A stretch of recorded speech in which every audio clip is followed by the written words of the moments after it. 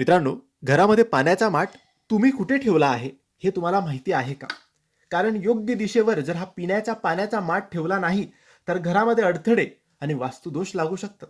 आपण भरपूर लोक आपल्या घरात पिण्याचा माठ गॅस ओट्यावर ठेवतो. ते योग्य आहे, गॅस ओट्यावर ठेवला पाहिजे.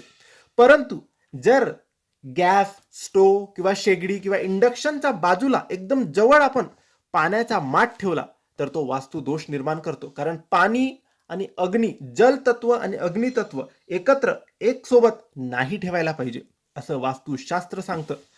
मित्रांनो, तुम्ही पाण्याला जलतत्वाचे प्रतीक मानून, कारण ते जलतत्वाचे प्रतीकच आहे, त्यामुळे त्याला अग्नितत्वाकडे अजिबात ठेवायचं नाही.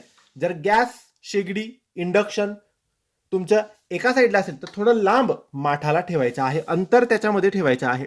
आणि माठाची दिशा ही किचनच्या उत्तर किंवा ईशान्य भागात माठ ठेवणं सर्वात उत्तम मानलं जातं. कोणत्या दिशेला? उत्तर किंवा ईशान्य भागात. यामुळे घरात सुख शांती समृद्धी येते. जर उत्तर दिशेला जागा नसेल तर मग आपण पश्चिम दिशेला माठ ठेवला तरी चालेल. बघा, उत्तर किंवा ईशान्य किंवा या दोन्ही दिशा नाही जमल्या तर मग पश्चिम दिशेला माठ ठेवला तरी चालेल. परंतु दक्षिण, पूर्व, आग्नेय या दिशेला माठ ठेवायचा नाही. आणि गॅस जवळ, गॅस शेगडी जवळ पाण्याचा माठ ठेवायचा नाही. त्यामध्ये 2 किंवा 3 फुटाचे अंतर असले पाहिजे. कारण अग्नी आणि जल एकमेकांना अगदी जवळ असणे वास्तूमध्ये शुभ मानले जात नाही. नक्की या गोष्टींचे पालन करा. धन्यवाद.